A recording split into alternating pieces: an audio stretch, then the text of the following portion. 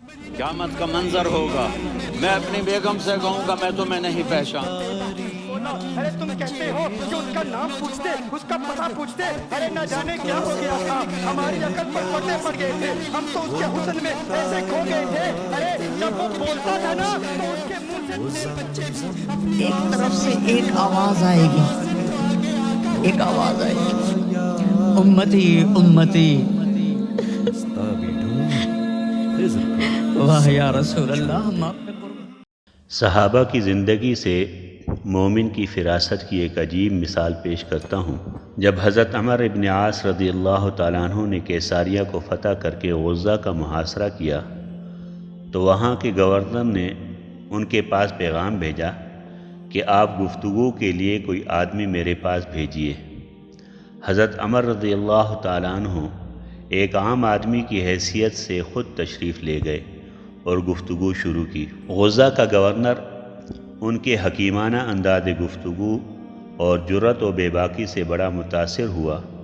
اس نے پوچھا، کیا تمہارے ساتھیوں میں تم جیسے کچھ اور لوگ بھی ہیں؟ حضرت عمر رضی اللہ تعالیٰ عنہ نے فرمایا، یہ بات نہ پوچھئے، میں تو ان میں سب سے کمتر آدمی ہوں، جبھی تو انہوں نے مجھے یہاں بھیجنے کا خطرہ مول لیا ہے۔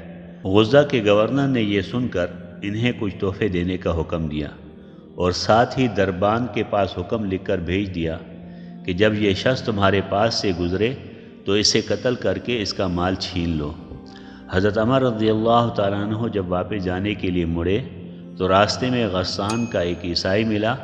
اس نے حضرت عمر رضی اللہ تعالیٰ عنہ کو پہچان لیا اور چپکے سے بولا، عمر، تم اس محل میں اچھی طرح داخل ہوئے تھے، اچھی طرح ہی نکلنا۔ یہ سن کر حضرت عمر رضی اللہ تعالیٰ عنہ ٹھٹک گئے۔ وہ فوراً مڑے اور واپس گورنر کے پاس پہنچ گئے۔ سردار نے پوچھا، کیا بات ہے، واپس کیوں آ گئے؟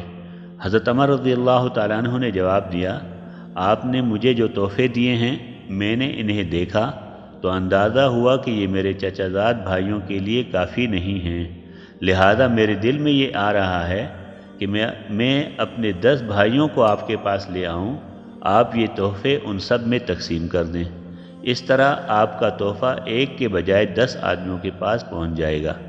گورنر دل ہی دل میں خوش ہوا کہ اس طرح ایک کے بجائے 10 آدمیوں کو قتل کرنے کا موقع ملے گا۔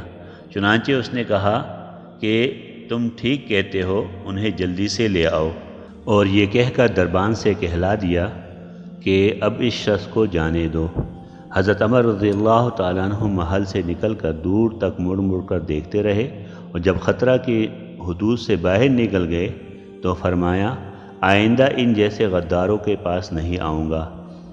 چند روز کے بعد غزہ کے گورنر کو صلح کی درخواست کرنی پڑی۔